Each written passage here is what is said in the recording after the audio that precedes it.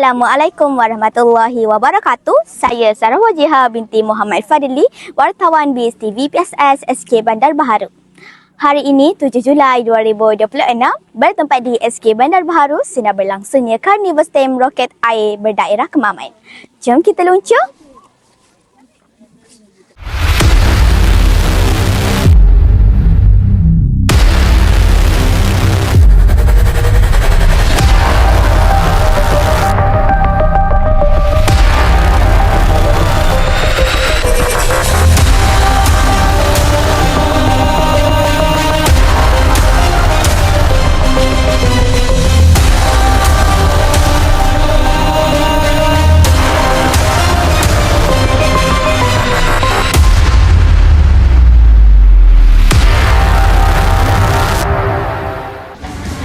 Jangan mudah menyerah, bangkit semula, terbang menuju awan, kau dan aku.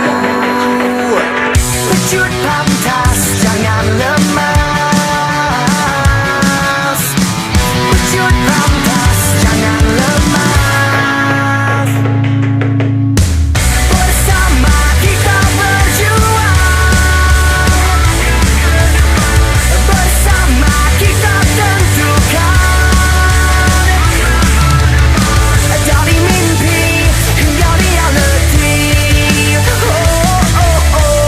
Dari mimpi hingga reality, kita masih di sini.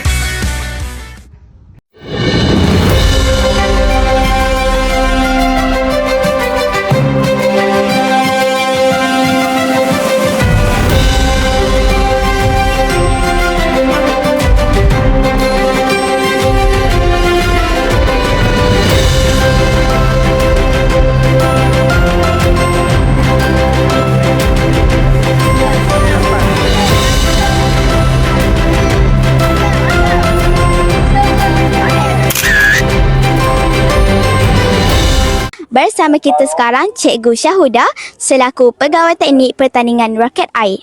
Assalamualaikum Cikgu. Waalaikumsalam warahmatullahi. Cikgu, berapakah jumlah sekolah dan jumlah peserta dalam menyertai pertandingan roket air ini dan bagaimana caranya? Okey, baik. Jumlah pasukan setiap untuk daerah Kemaman ni bertambah sebanyak 24 pasukan. Tahun lepas kita cuma mendapat pertandingan sebanyak 21 saja dan tahun ni tambahan sebanyak 3 pasukan lagi. Setiap pasukan 2 orang murid saja. Jadi 24 darab 2, 48 orang murid. Okey. Jadi bagaimana caranya? Bagaimana sambutannya? Sambutannya sangat menggalakkan. Cuaca sangat baik dan tak ada apa isu dan okeylah, semua dapat tersenyum baik. Okey. Itu saja. Terima kasih Cikgu atas pendapat yang sangat berinspirasi. Itu saja dari saya, Sarah Wajiha binti Muhammad Fadli selaku wartawan BIS TV PSS SK Bandar Baharu. Your best buddies. Bye.